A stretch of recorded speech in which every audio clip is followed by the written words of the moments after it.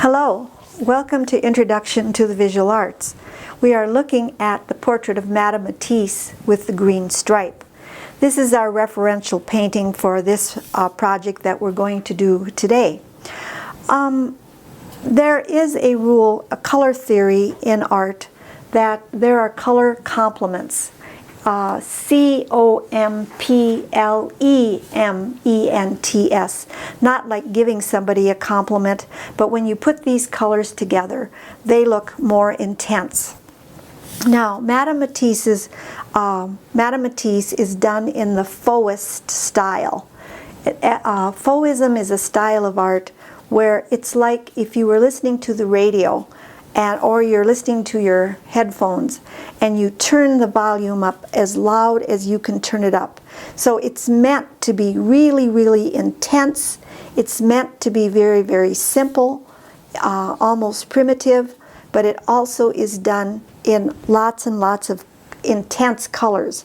If you're working with tempera paint, the most intense your colors will ever be as they are in the jar. They're never going to get any intenser when you add, or more intense. I just made up a word. When you add white to a color, any color, you create a tint. When you add black to a color, you create a shade. So in the intensity, there are no tints and there are very few shades, and everything is just as dark as it comes out of the tube. Now, the color complement pairs are violet and yellow, green and red, blue and orange.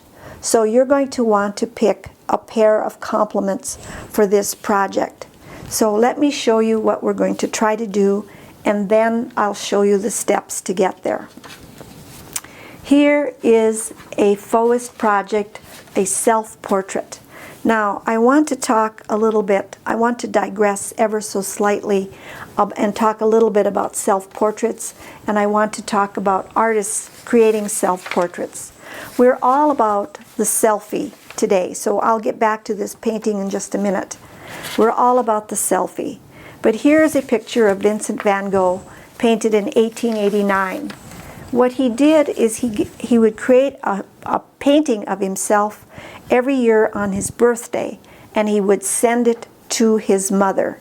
So the camera was not as ubiquitous as it is now, but artists were always doing self-portraits, and they would share with each other, and they would give each other. One artist would give another his self-portrait, because you couldn't go out and buy a magazine, or you couldn't go out and find an image on the internet. So the main way to get a picture of someone was a portrait.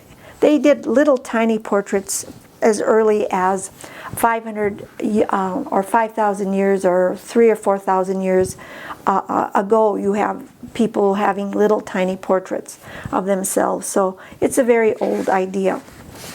So I just went to the internet and I found a picture of Vincent van Gogh. He's probably a very, very famous artist that you've all heard about. But I went to the internet and here I found Vincent van Gogh with a self-portrait when he was riding his motorcycle. And here is Vincent van Gogh taking a picture of himself with his iPhone.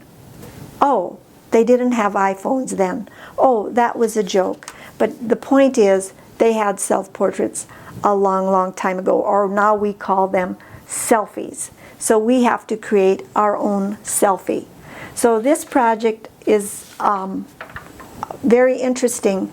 So the way that I did it is, I am very sorry, you have to look at my face. I took a selfie. I took this with my iPad and held it up. And so then I printed this out on a black and white printer. Now you can do this on a color printer if you want, but I did it in black and white because it's a little easier for the next step. The next step, I took my face and I looked at it very carefully. And what I did is I outlined any place I saw a dark spot, I outlined that. I outlined my face, I outlined my glasses, my nose, wherever it was dark or wherever the values changed. Now there are some apps on the internet that will do this for you. Sometimes they're called but there's like an outline app or something, and you can do this with a computer if you can find a computer or a program that will do that. If you can do that, that is perfectly fine. I'm not really, we have technology, so you're perfectly, you know, it's perfectly okay to use it. So if you can find an app that will reduce your face to these outlines, by all means do it and print it out. But if you can't, you are stuck to using your printing out your face, and fill up the frame with your face. Don't have your face so little, so far away, and don't have a lot of extra stuff. You can see how my face really fills up the picture plane. So the next thing that you're going to want to do with it is you're going to want to transfer this image to a piece of paper from your multimedia pack, and there's a couple ways to do this. You can hold it up to a window and just look through your multimedia paper and try to trace the lines. That's one way you can do it. Another way you can do it, which is kind of messy, but you can turn this over. You can take a pencil and you can scribble on the back. You can just scribble on the back, and I use a number 2 pencil for this. It takes a little while to do this. And you scribble on the back until the whole thing is covered with graphite. And you want to press fairly hard when you do this. And when you lay this down on your piece of clean white paper, you want to be very careful not to move it, because you will smudge. So after this whole thing is covered, then you take your clean sheet of paper, you lay it down, and you hold it nice and tight, and you trace over the lines, pushing as hard as you can.